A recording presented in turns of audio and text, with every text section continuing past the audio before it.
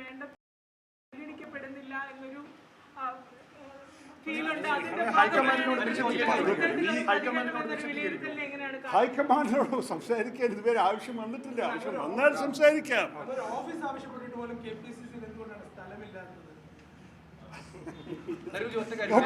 എന്നോട് എല്ലാം ചോദിച്ചിട്ട് കാര്യം, ചില ചോദ്യങ്ങൾ വേറെ വല്ലവരോടും ചോദിച്ചോളാം. ഇവരെല്ലാം ഇങ്ങനെ പ്രതികരിക്കുന്നതിന് പെട്ടെന്ന് തരൂരിന്റെ ഒരു ലേഖനത്തിൽ ഇത്രയും അതാ എനിക്ക് വലിയ സന്തോഷമാണ്. ഞാൻ എഴുതുന്ന ആൾക്കാർ വായിക്കണ്ടല്ലോ. വ്യവസായ സൗഹൃദ സംസ്ഥാനത്തിന്റെ വിഷയം കേരളത്തിൽ നിൽക്കുന്നതാണ്. എന്നാൽ ഈ ദേശീയ തലത്തിൽ ചർച്ചയായ മറ്റൊരു വിഷയം കൂടി താങ്കൾ പറഞ്ഞിരുന്നു. അതിലിപ്പോൾ UDF കൺവീനർ പറഞ്ഞത് അടച്ചിട്ട മുറിയിലാണ് മോദിയും ട്രംപും തമ്മിൽ കൂടിക്കാഴ്ച നടത്തിയത്. അപ്പോൾ അവിടെ നടന്ന കാര്യങ്ങൾ എന്തെന്നറിയാൻ ശശി തരൂർ ദിവ്യശക്തി ഉണ്ടോ എന്നാണ് UDF കൺവീനർ. ഞാൻ പറഞ്ഞിട്ടില്ലേ, ഞാൻ പറഞ്ഞു പിന്നെ മോദി പ്രസ് കോൺഫറൻസ് പറഞ്ഞതിൽ ഒരു കാര്യം മാത്രം ഞാൻ കേട്ടില്ല.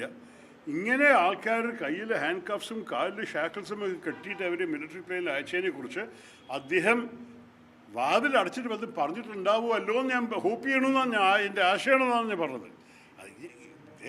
ഞാൻ പറഞ്ഞതൊന്ന് കേട്ടിട്ട് നിങ്ങൾ മനസ്സിലാക്കിക്കോളൂ. ഞാൻ ഒരിക്കലും പറയാത്തതിനെ കുറിച്ച് എന്നോട് ചോദ്യം ചോദിച്ചു. രംഗത്തെത്തി.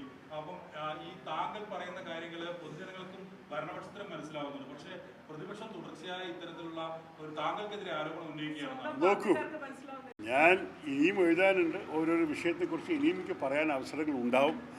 ഇത് ഒരു ആർട്ടിക്കിൾ ഒരു സമയത്ത് ഒരു വിഷയത്തെക്കുറിച്ച് എഴുതി.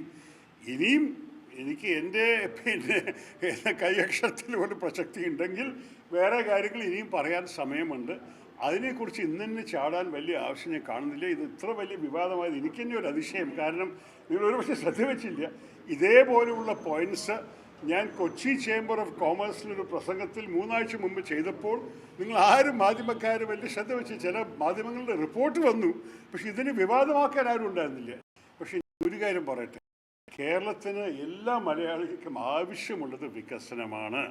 രാഷ്ട്രീയം ഉണ്ടാവും, ഉണ്ടായിട്ടുണ്ട്, ഇനിയും ഉണ്ടാവും. പക്ഷേ രാഷ്ട്രീയം നമ്മൾ കുറേ കണ്ടിട്ടുണ്ട്, വികസനം കണ്ടിട്ടില്ല. ആ വികസനത്തിന് വേണ്ടി ആര് മുൻകൈ എടുത്താലും അതിനെ നമ്മൾ തപ്പ് കൂട്ടണം. അതാണ് എൻ്റെ ഒരു ആവശ്യം. ഞാൻ രാഷ്ട്രീയത്തിൽ വന്നത് ഒരു ഫുൾ ടൈം രാഷ്ട്രീയക്കാരനായിട്ടല്ലെന്ന് എനിക്കറിയാം. ഞാൻ കുറേ വർഷങ്ങൾ കഴിഞ്ഞിട്ടാണ്, ഒരു മുതിർന്ന പ്രായത്താണ് ഞാൻ ഇവിടെ എത്തിയിരിക്കുന്നത് രാഷ്ട്രീയത്തിൽ.